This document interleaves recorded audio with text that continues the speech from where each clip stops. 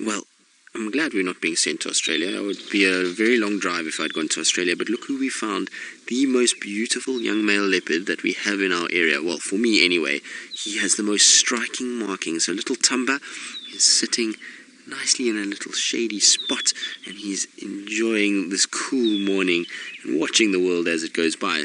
Now, Mom's tracks do come this way, so earlier we were trying to track down that female leopard, and her tracks come in this direction, so I wonder if she's not somewhere here in the thickets, and he's just biding his time waiting for Mom to actually come to him and take him to another meal.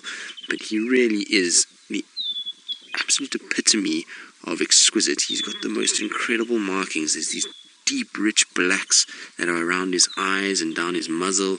He really is spectacular looking. Now, unfortunately, he's hiding his face behind a little tree, but I'm sure he will look in our direction shortly. You can see he's watching another car that's just joined us. So he's busy having a look. Being a young leopard as he is, everything is still quite new, and he's quite inquisitive about a lot of things. So you see he watches every now and then, but look at that face. Is that not amazing? He really has the darkest markings I've seen on a leopard in a long time. Oh, and a big yawn.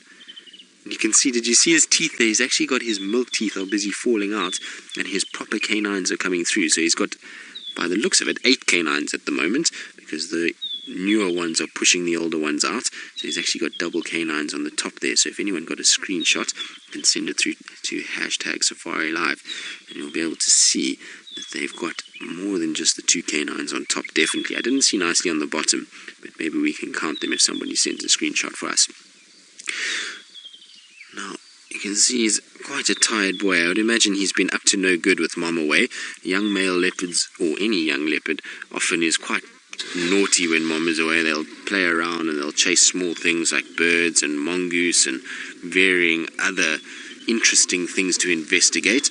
And he's actually not too far from Chitwa Dam, where there is a multitude of bird species that could have kept him occupied. There's lots of monitor lizards in this area, so he would have had quite a field day during probably the night chasing things around. So maybe a little bit tired now, and eyes are just starting to close a little bit. You can see when a vehicle moves, he's still quite alert. So because he's not with Mom at the moment, he'll feel a little bit more vulnerable, and therefore he'll be a lot more aware of vehicles moving. If Mom was here, you'd probably find that he would be actually quite relaxed and sleepy, and eyes would be closed. But because Mom's not here, he's just watching, and he's positioned himself behind a bush where he at least has some sort of cover that he can feel a bit safer.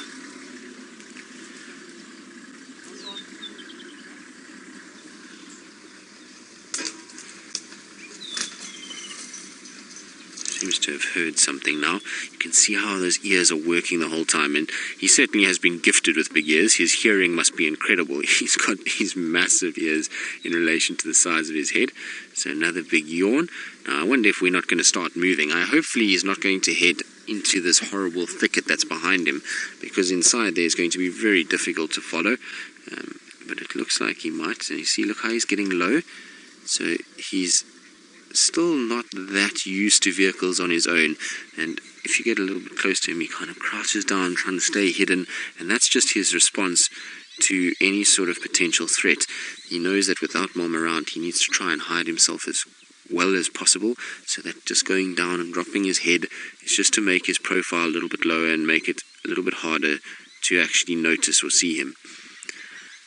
Now, this is only the second time I've actually seen Thamba, and I've got to say he is probably my favorite young male leopard we have in the area. I know Hasana is beautiful, and he's in his own right an incredible specimen, but this guy, there's just something about him. He's got amazing eyes and markings, and he just really does look quite spectacular. I would love to see him in 5-6 years' time when he's a big adult male leopard in whichever territory he ends up settling.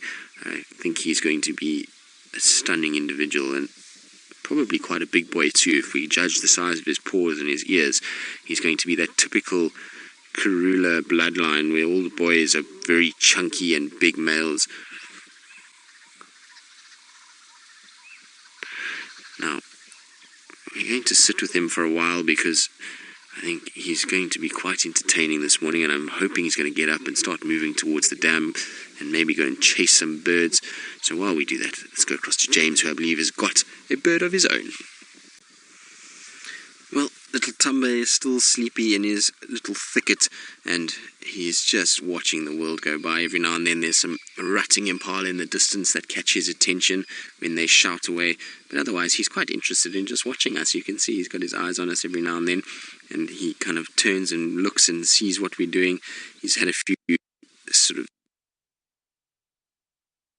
a little bit, so I think it's that time of the day where he's thinking about having a really good nap. Like I say, I just can't get over how pretty this leopard is. And look at those yawn. There you go, you can see those extra canines now. And you're getting your big teeth, boy. You are starting to get quite big. You need those big teeth now, so it's time to drop out those milk teeth. Isn't he spectacular? And what I have noticed is just the size of his paws as well. So he's got his one paw that's kind of sticking out of the bush at the moment, and it actually doesn't look like his at all. So if you just go down to his feet, you'll see how big it is. It's really quite massive. I mean, look at that. It looks like a paw for an adult male leopard. It does not look like a paw for a cub. Absolutely massive. I think he's going to be a really big boy when he eventually grows into these paws and ears. He's going to be quite a specimen, that's for sure. And it's often the case with Tandi's cubs. She's always had these males that have massive ears, big paws, and they become really incredible specimens later. Unfortunately, Wabayuza, who was her first male cub, he didn't survive until a big adult. He was unfortunately killed by the Styx pride, but I was fortunate enough to watch him for the first 2 years of his life, and he really was an impressive male by the time he kind of left Tandi and was on his own. He was a big boy, so I think Thamba is going to be no different. He's also going to really sort of stake a claim at some point, and wherever he ends up, I'm sure the ladies are going to be very impressed with him. But I just love how he's got such a curious nature as well.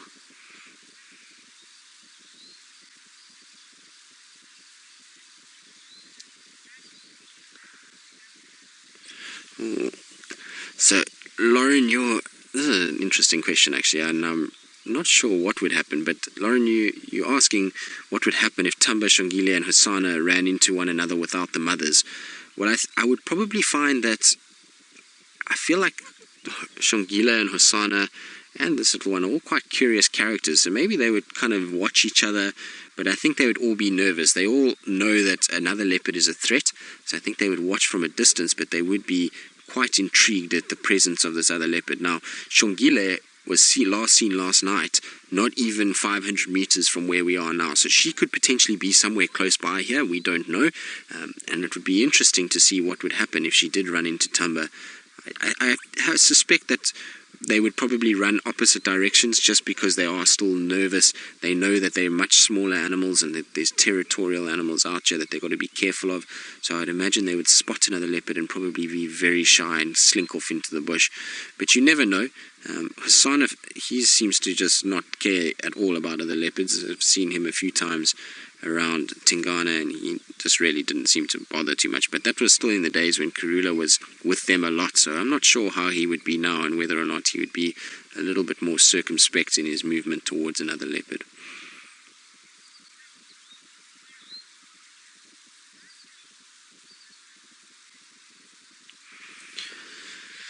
So Sarah, all the way from Georgia in the United States, you're asking so what's the size comparison between Hosana and Thamba? Well, Thamba is still a lot smaller than Hosana.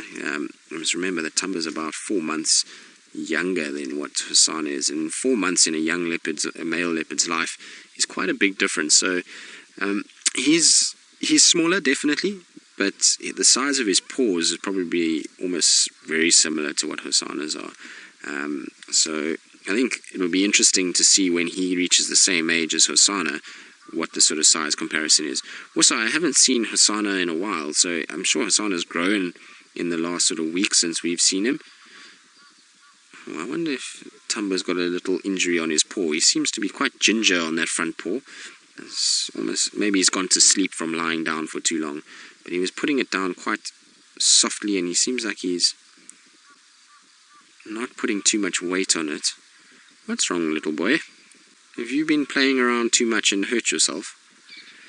No, it's not too much of a problem because at this stage he is still with Mom, and Mom will still be feeding him, so he'll be alright. He'll be able to recover from that. Now I'm just going to position ourselves a little better because there's a really nice gap where we'll be able to see him curled into a nice tight ball. So I'm just going to go forward slightly. Senzo, you're going to have to tell me when you got a nice gap there. We should be good right here. There we go. So Senzo says that's good, but isn't that spectacular? There we go. That's a really nice view of him, and you can see he's curled himself up into a tight ball. I think it's time for a little nap for little Thamba. He's going to try and get his head down and have a nice sleep and wait for Mom to come back. But I wonder what's wrong. He seems to be very ginger on that front leg and walking with a bit of difficulty. So BB asking who might be his father. Well, Thandi is a funny one. She does move into odd areas. I know she's been seen in Mala Mala a few times, and she goes up into Torchwood, and she comes into Djuma, Little Gari, but in all likelihood his father is probably Tigana, but it could be Mvula was around, it could be Quarantine, although Quarantine was a bit young when this cub was born, so I don't think it would have been him. Shivambalana was around as well, but if I had to hedge my bet, it would be Tigana would be the father of this male, but it possibly could be sorry, I forgot now, Mvula as well. Mvula was still cruising around at that stage, so he might have, but I think Tigana is the only one. I'm just trying to think of who we saw mating with Thandi, but the only one I can think of is Tigana, to be honest. But you never know. If Thandi went deep into Torchwood, maybe Djuma as well, because Djuma hangs around that side. So who's to say? It's really difficult actually when it comes to paternity. And funnily enough, there's actually a study at the moment going on where they are taking excrement from these leopards, and they're analyzing the DNA to try and see if it's possible for multiple paternal DNA to be in a cub. So we'll see how the results from that comes out and where we are with that.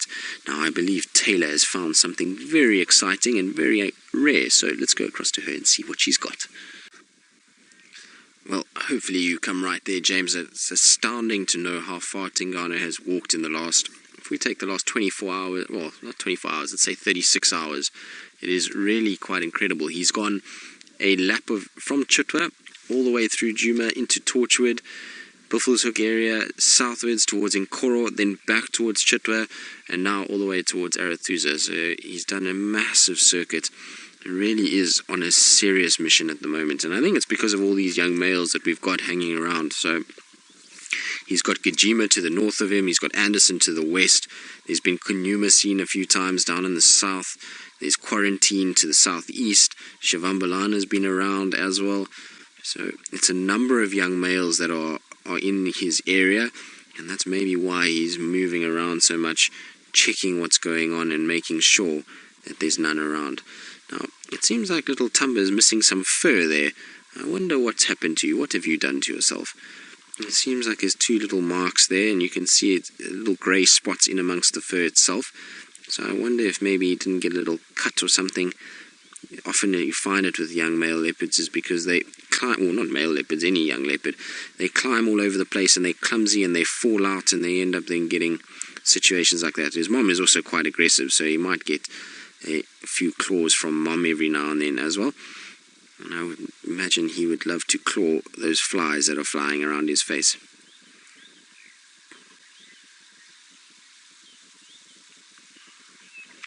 So, Mercedes, you're asking what the difference between a leopard and a cheetah spot is. Well, I think the best way to do this is to show you. So I'm going to just try and get my book out. So while we look at Thamba there, let me get my book out so long, and I can then show you the difference between the leopard and the cheetah. But essentially the main difference is that a leopard spot is more what we call a rosette, which means it's almost like a spot that has broken apart, or sort of looks like it's exploded and forms this sort of creamy center with the spots on the outside. Now I'm going to try and find, there we go, that's the picture I was looking for. So There we go, Senzo, if you want to put it up, and then I can show everybody the difference between the two. Right, so on the left-hand side over here, we have the cheetah. So there we go. So you see the cheetah is a really sort of polka-dotted pattern. So it's a very solid, very round, very neat little spot that they have. And then you've got the leopard on this side, which you see the spot almost looks like it's been exploded from the middle. So it's got these little lines on the edges with this gold center to it. So this is what's called a rosette, and this is a spot. Now, in terms of the facial structure, while we are on the differences between cheetah and leopard, and I've got it open here, if we go up slightly, there you can see the differences between a cheetah and a leopard in terms of its face. You see the cheetah has much smaller, rounder ears. They then have that small, round head with the tear drops coming down from the eyes, so those black markings that run along the muzzle down from the eyes. And whereas the leopard, you'll find, doesn't have that. It has more white underneath the eyes. Now, the reason for those two differences in terms of the color close to the eye pattern is that the cheetah is more active during the day, so those darker lines just help to reduce glare, whereas the leopard is more active at night, so it needs the white under the eye to help bring light into the eye to see what's going on at night. You can also see the leopard has a much bulkier face, tends to be a lot more square in comparison to the cheetah, and slightly longer ears than what the cheetah does. The cheetah relies heavily on its eyesight. It spends its time mostly in big open areas where it can see really well, whereas the leopard is more in thickets, so that slightly bigger ear helps with being able to hear what's going on in these thickets. So there we go, that's the two animals. In terms of the bodies, they're also quite different. The cheetah is a lot more sort of slender, taller animal, whereas the leopard is stocky and stoutly built. And again, it's because the cheetah is built for speed. It's got these long legs and a flexible spine that it's able to then get up to speeds of 120 kilometers an hour, whereas the leopard is built for power. Oh, we've got some birds visiting Thamba. Now I wonder how he's going to react to these helmet shrikes. So we've got some white-crested helmet shrikes that are there. And look at them. Don't they look like Albert Einstein? So to me, they look like Albert Einstein. I have no idea why. Maybe it's just the fluffy head. And I wonder what Thamba is going to do, because they're not far from him and they're busy chirping away. I'm surprised he actually hasn't woken up and had a look at them. And if we come out of it, there you go. You can see the one sitting just above Thamba's head there. So that's quite amazing. And I'm surprised he's not even batting an eyelid. He hasn't opened his eyes at all.